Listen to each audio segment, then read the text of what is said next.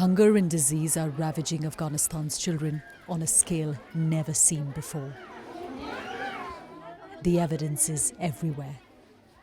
This is Badakhshan's regional hospital. All around us, families who've spent whatever little they have to bring their babies here. Musleha is 5 months old, suffering from measles and malnutrition. Her mother Karima told us she'd hardly opened her eyes in the past few days. She's in pain and I don't know what to do. We are poor and don't have access to nutritious food. Some days we go hungry. That's why she is in this state. A day after we visited the hospital, Musleha died. Zamira has already lost one baby. Her second child, Sana, has malnutrition, acute diarrhea, and a cleft lip. At 3 months, Sana is the youngest baby here.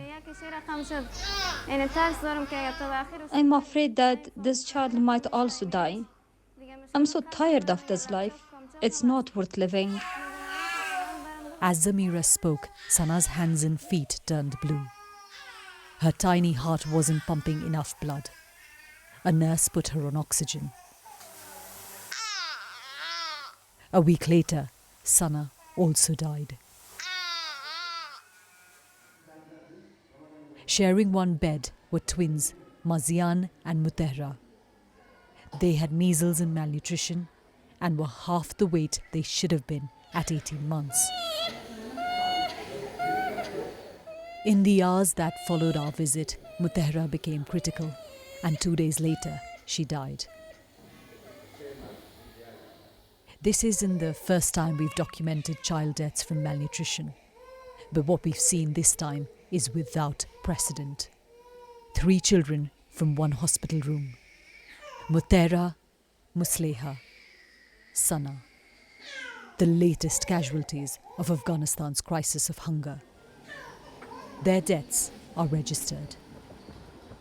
But outside the walls of the hospital, the wave of mortality engulfing the country's youngest is silent, unrecorded. Caught in a storm of aid cuts, severe drought, and a government whose intransigence on women's rights affects how much the world is willing to help. In the western province of Herat, Ghulam Muhyiddin and his wife Nazu take us to the graves of the 3 babies they lost in the past 2 years. The youngest just 3 months ago. They break walnut shells for a living and have had no support from anyone, not their government, not NGOs. Can you imagine how painful it's been for me to lose 3 children? 1 minute there's a baby in your arms, the next minute they are empty. I would hope every day that angels would somehow put my babies back in our home. Watching helplessly as my children cried out of hunger, it felt like my body was erupting in flames. It felt like someone was cutting me into half with a saw, from my head to my feet.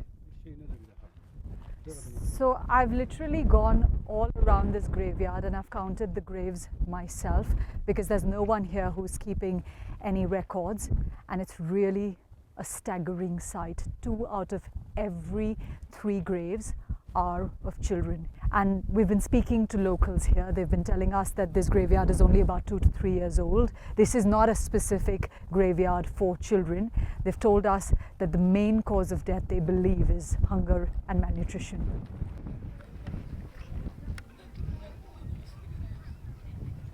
And in the settlement nearby, families want to show us the suffering inside their homes. 1-year-old Rafiullah cannot hold himself up. His mother Hanifa has no money to make the journey to a clinic to treat his malnutrition. She says she feeds him bread soaked in water. A man offered Hanifa a large sum of money as dowry for 7-year-old Satara, but she turned him down. There are many days when this family doesn't eat. To sedate a hungry Rafiullah so that he sleeps, Hanifa told us she gives him these medicines. So these are the tablets that she says she gives her youngest child 3 times a day, the 1-year-old child. They're both anti-anxiety medicines, but they're available at the cost of one strip would be the same cost as one piece of bread. I feel suffocated and like I should kill my children and myself. I feel so guilty that my children are going hungry and I can't do much.